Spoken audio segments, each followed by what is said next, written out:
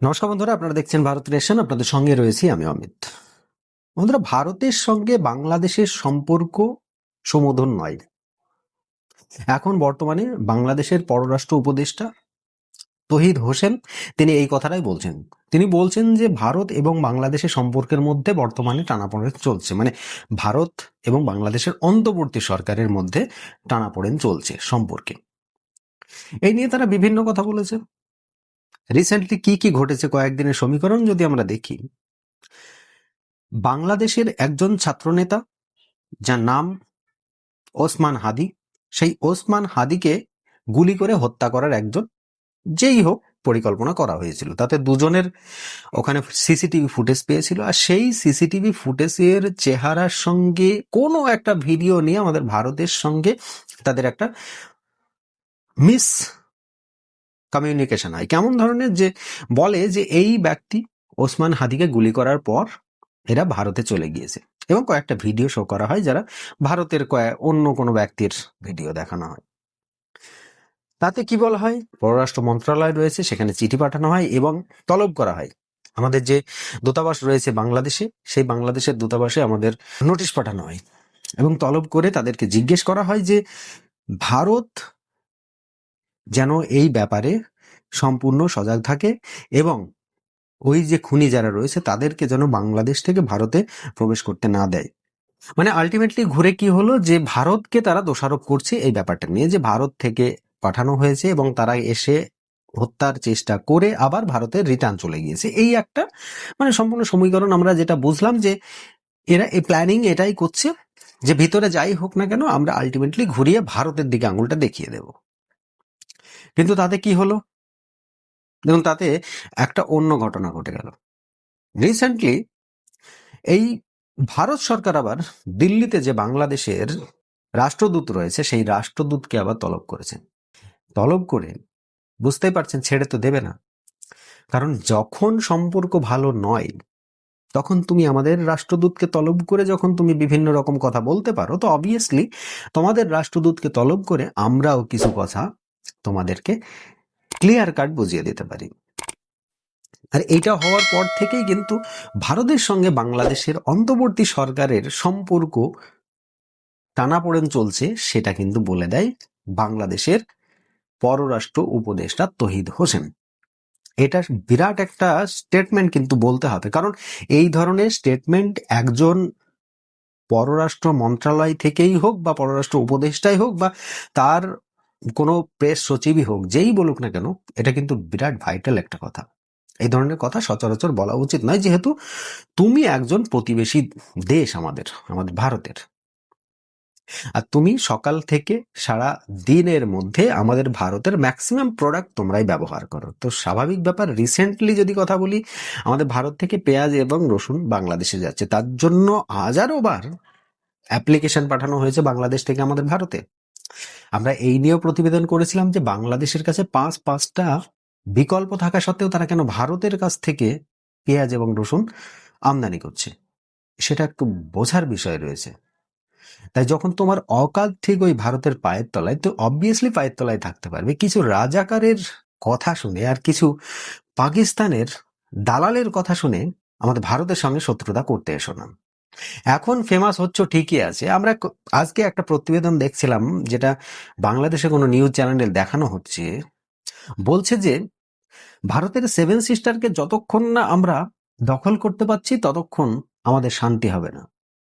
একবার ধারণা করুন তো, তাদের স্বপ্নটা, দিবা স্বপ্নটা কোথায় গিয়ে দাঁড়িয়েছে। ভাই, রাত্রেও তো মানুষ এত বড় ভুল স্বপ্ন দেখে না। একটা স্বপ্ন দেখার তো একটা লিমিট থাকে। মানে আমাদের ব্রেনটাই তো স্বপ্নটা দেখায়, তাই না? তো স্বপ্ন দেখতে গেলেও তো আমাদের ব্রেনকে একটা থিঙ্কিং এর জায়গায় পৌঁছতে হয়।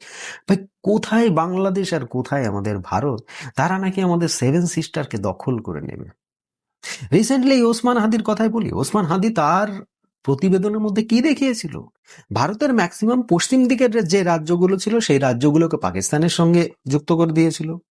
উত্তর দিককার কয়েকটা অঞ্চল, যেটা আমাদের চায়নার সঙ্গে অ্যাড করে দিয়েছিল, আমাদের অঞ্চলটা চায়নার মধ্যে দিয়ে দিয়েছিল। পূর্ব দিকে যে সেভেন সিস্টার রয়েছে, সঙ্গে পশ্চিমবঙ্গ, বিহার, উড়িষ্যা এবং ঝাড়খণ্ড, ওদিকে সিকিম, এই সমস্ত রাজ্যগুলোকে তারা আবার বাংলাদেশের অংশ হিসাবে দেখিয়েছিল। তো ওসমান হাদির পরিস্থিতি কি হচ্ছে সেটা সকলে বুঝতে পারছে। এখন দেখুন বাংলাদেশে যে ঝড়টা চলছে এটা কিন্তু থেমে থাকবে না, আর কয়েকদিন পরে অন্যদিকে মোড় নেবে, আমরা সেটা খুব ভালোভাবে বুঝতে পারছি।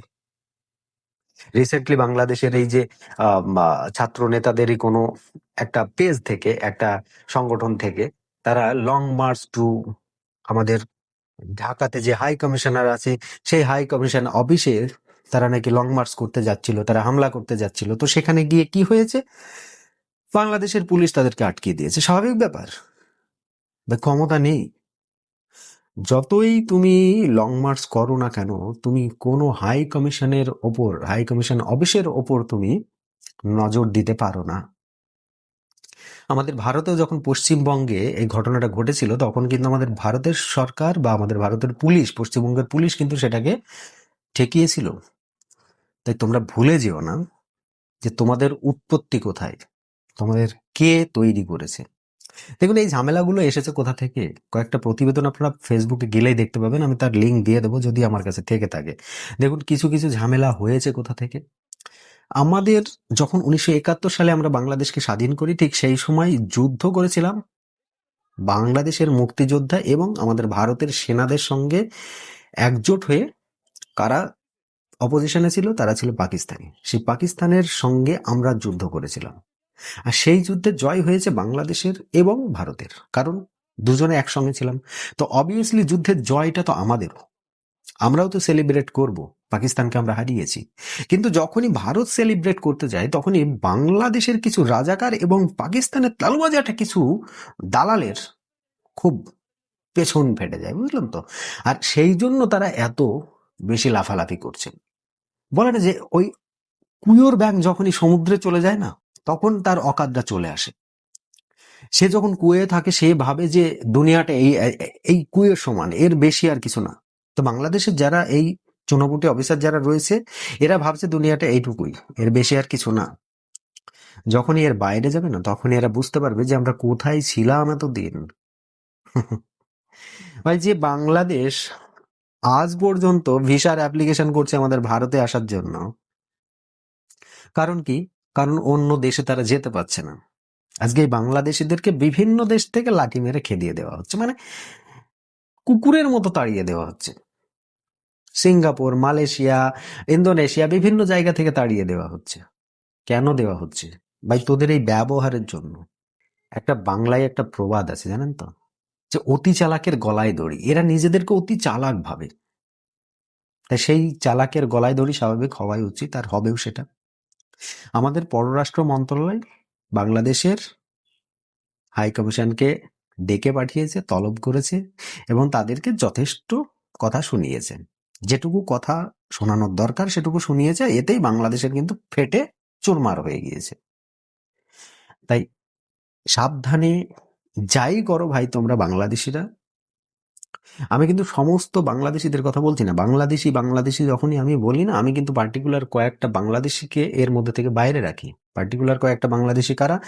যারা শুধুমাত্র ভারত বিরোধিতা করে না, যারা হিন্দু বিরোধিতা করে না, আমি তাদেরকেই একমাত্র বাইরে রাখি। বাকি আদার্স যারা রয়েছে তারা সবাই কিন্তু ওই একই ক্যাটাগরির মধ্যে আসে। কারণ ধরুন বাংলাদেশে এত কিছু ঘটছে অথচ কেউ একটা টু শব্দ করছে না, কারণ তার পেছনে বাড়ি পড়বে, তাই না? কিন্তু অলরেডি যে তারা তাদের ফাঁদেই পা দিয়ে ফেলেছে সেটা কিন্তু বুঝে উঠতে পারছে না। আজকে এই ডক্টর মোহাম্মদ ইউনূস যেদিন থেকে বাংলাদেশের দায়িত্ব নিয়েছে তারপর থেকে কি বাংলাদেশ শান্ত আছে? মানে যে যেখানে যেমন ভাবে পারছে তেমন ভাবেই ভারতের বিরোধিতা করছে। ভাই ভারতের বিরোধিতা করে কি লাভ? ভারতের সঙ্গে তো সম্পর্ক তোরা ত্যাগ করে দিয়েছিস, এমনকি ভারত তোদেরকে বহিষ্কার করে দিয়েছে। তো সেই জায়গায় দাঁড়িয়ে ভারতের সঙ্গে এই ধরনের ই করে ঘোনাঘাসা করে কি ফেমাস হতে চাস নাকি? হ্যাঁ, যদি ফেমাস হওয়ার অতই ইচ্ছা থাকে তাহলে অন্য কোনো কাজ করে দেখা। শুধুমাত্র ভারত বিরোধিতা কথা বলে বাংলাদেশে ফেমাস হয়ে বেশি দিন টিকে থাকবে না। এই উসমান হাদির মতো পরিস্থিতি হবে যদি একবার ভারত সরকার তোদের স্টেপ নেওয়া শুরু করে, তাহলে এক দিনের মধ্যে কয়েকশো ওসমান হাদিকে ভ্যানিশ করে দিতে পারে।